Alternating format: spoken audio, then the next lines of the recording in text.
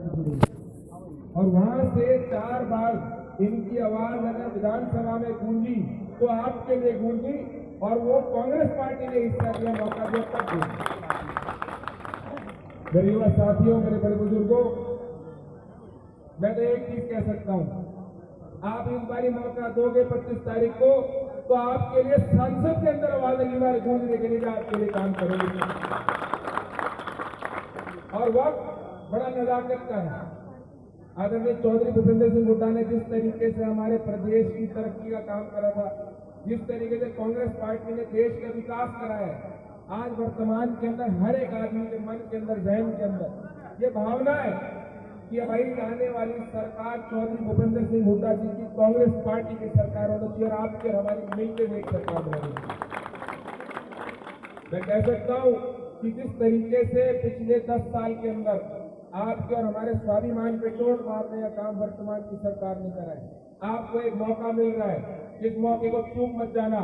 ये मौका उस स्वाभिमान की लड़ाई के लिए है तो एक किसान, पहलवान और जवान की लड़ाई है।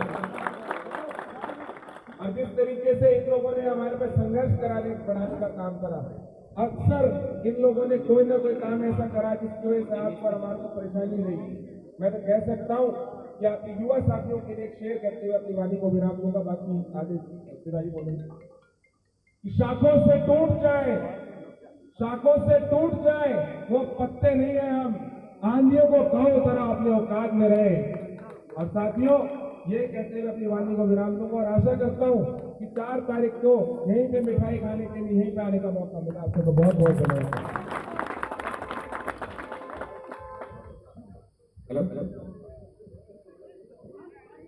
हेलो,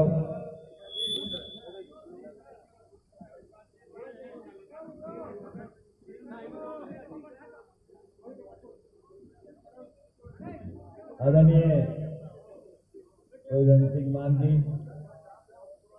आदरणीय चौधरी भूपेंद्र सिंह जी, आदरणीय भाई अनिरुद्ध जी, आदरणीय भाई हमारा अमन गालावाल जी, भाई रब्बू जी, एमएल स्पीकर साहब और भाई विजय डॉक्टर साहब मंडोला जी, भाई देवेंद्र आर्य जी, जगत सिंह बारडा जी, डॉक्टर ओपी जोजू जी और यहाँ पर सभी मेरे सम्मानित सुमित जी और सभी सम्मानित मेरे कर्मठ नेता और बहन हमारी बबीता जी, स्वामी जी और यहाँ पर उपस्थित सभी मेरे पिता बुजुर्गों, नौजवान साथियों, प्यारे भाइयों, प्यारे दोस्तों और आप पार्टी और सीपीआई से आए हुए हमारे नेतागण जो हमारे इंडिया ब्लॉक के जो अलाइज पार्टनर हैं, सभी साथियों का मैं दिल की गहराई से धन्यवाद करता हूँ। एक बात के लिए मैं माफी चाहता हूँ कि तकरीबन अपन जो टाइम तय किया था उससे 7 घंटे आवाज नहीं जा रही।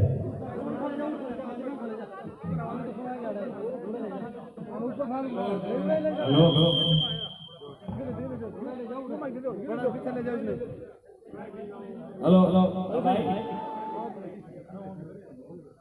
तकरीबन ये अपना प्रोग्राम 7 से 8 घंटे लेट है और इसके लिए जो जोश, जो उत्साह आपने दिखाया है वाकई में वो ऐसा है कि जिससे मैं समझता हूँ कि आने वाली आपके 4 जून का जो परिणाम होगा वो न केवल दिल्ली को हिलाएगा बल्कि चंडीगढ़ को भी हिला करके आप तक गूंज पहुंचाएगा। सम्मानित बुजुर्गों, नौजवान साथियों, 25 तारीख को भारतीय लोकसभा का चुनाव होने जा रहा है। यहाँ पर खड़े हुए सभी लोग राजनीतिक रूप से बहुत अच्छी तरह से जागरूक हैं और मैं जो खास तौर पे बाल डालके के लिए बात करता हूँ कि जब भी किसान के ऊपर कोई आपत्ति आई, जब भी कोई किसान आंदोलन हुआ, उसका सबसे ज्यादा भागीदारी अगर किसी की रही है तो बाल डालके की रही है।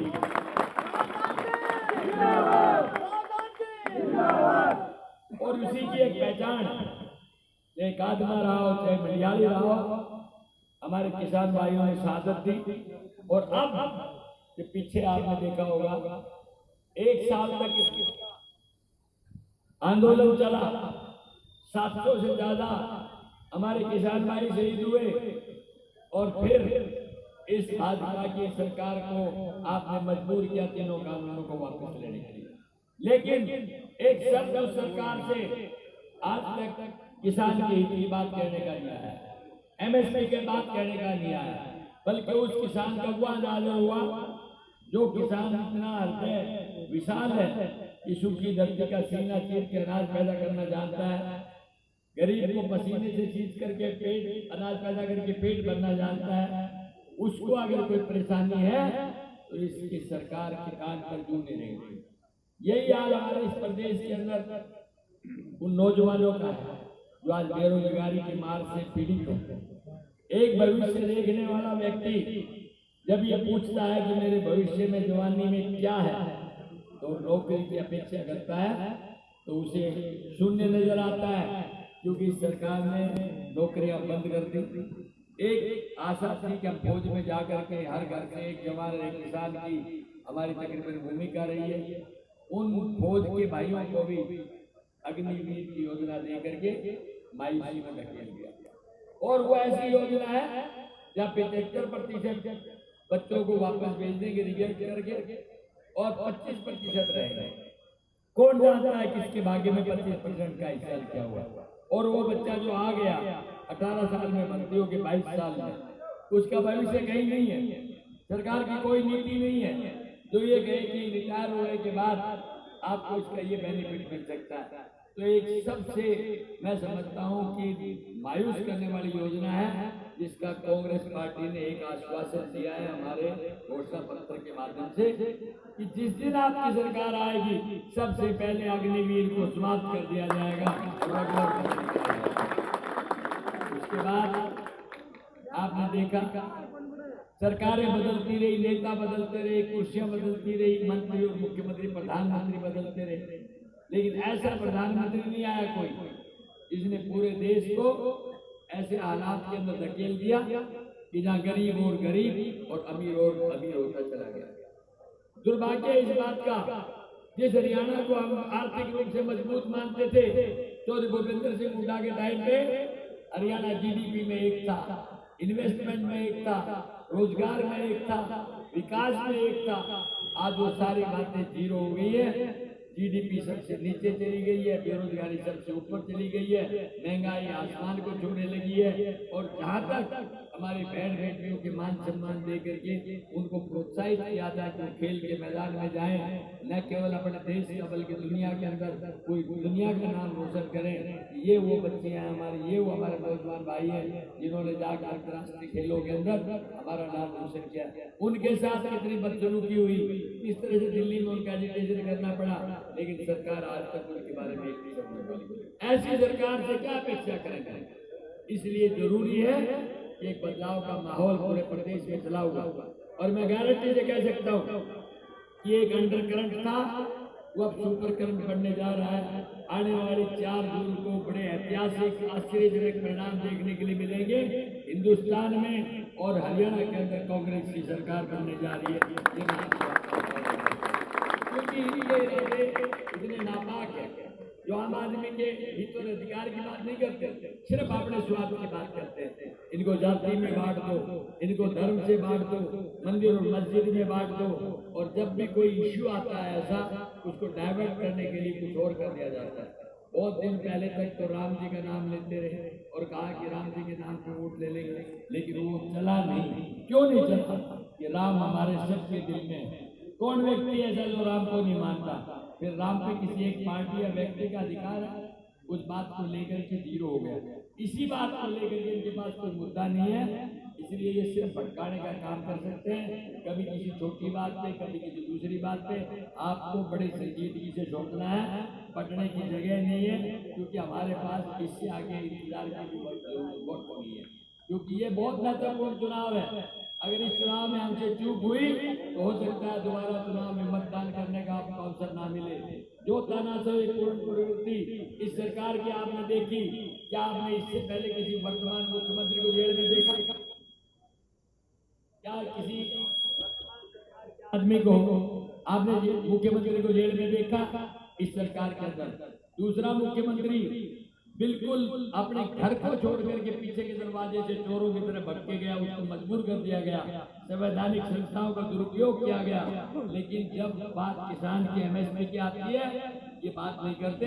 इसके लिए कांग्रेस पार्टी ने आश्वासन दिया है कि हमारी सरकार आएगी तो किसान के लिए हम एमएसपी करके देंगे। ये हमारे सवाल हरियाणा प्रदेश का हर व्यक्ति को डंडी और लाठी से काम, किसान आए तो लाठी गोली से काम। जब यहाँ से करेंगे बल्कि उनको वो सम्मान देंगे जो तो भूपेंद्र सिंह हुड्डा के राज में तो उससे भी फायदा। इसलिए मैं आपसे कहूँगा ज्यादा कुछ नहीं, क्योंकि रात का समय हो गया, आप भी बहुत घंटों से परेशान हैं। मैं आप सबका तहे दिल से फिर दोबारा धन्यवाद करता हूँ। एक नॉमिनेशन 3 तारीख का है, आप सबको नारनौल पहुँचना है और उसमें चौधरी भूपेंद्र सिंह हुड्डा, चौधरी उदय भान जी सम्मिलित होंगे और नेता जो आएंगे वहां पर बता दिए जाएंगे। लेकिन आपसे मेरा निवेदन है कि जनता की अदालत सबसे बड़ी अदालत है, या कोई बच्चे का बुखार नहीं जो किसी थर्मामीटर से नाप दिया जाए। इस सरकार के आक्रोश को नापने के लिए ये जन समूह देखा जाता है, और जब वहाँ लाखों की भीड़ हो तो अपना भी इस बात का पता लग जाएगा कि हमने ये तय कर लिया है, हम सत्ता परिवर्तन करने जा रहे हैं। इन शब्दों के साथ एक